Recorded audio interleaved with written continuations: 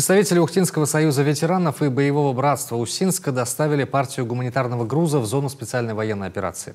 Собранные жителями Усинска, Ухты и соседнего Сосногорска посылки с необходимыми на поле боя вещами и техникой передали командиру интернациональной бригады «Пятнашка», довольно известному добровольческому формированию.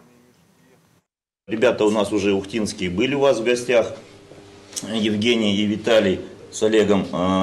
Вопрос спрашивали как раз у вас, что больше необходимо.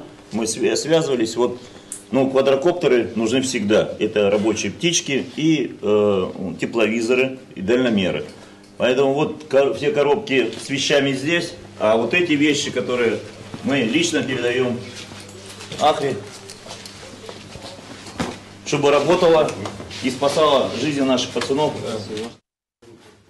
В составе делегации заместитель руководителя администрации Ухты Виталий Зарубин. Он передал бойцам книги об истории республики и города. Почти все жители города, скажем так, откликнулись и понимают, насколько это необходимо. Гуманитарка собирается всем городом, и я думаю, это только начало.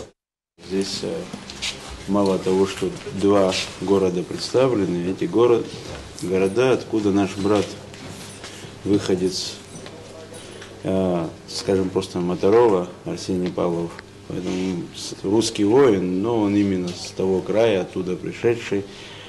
И край прославил он достойно, это я говорю так, как я его здесь по-боевому знал. И что здесь приятно, представители города пришли, представители ветеранских организаций. И самое главное, те люди, которые работают с молодежью.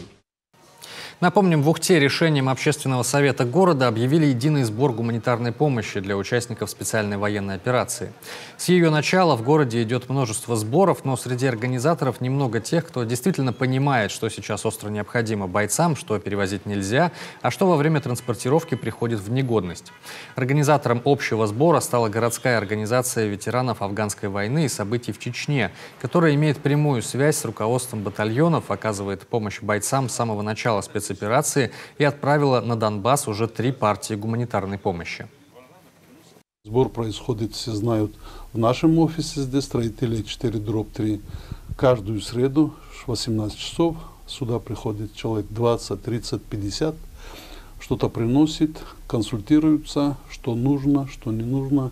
И каждый день сбор происходит с 10 до 17, 15, 17 часов в Первомайское 3, здание пенсионного фонда. Кстати, с каждой партией гуманитарного груза отправляют трогательные письма и рисунки от ухтинских школьников и воспитанников детских садов, которые в городе собирают еще с весны. Бойцы заверяют, все послания доходят и их читают.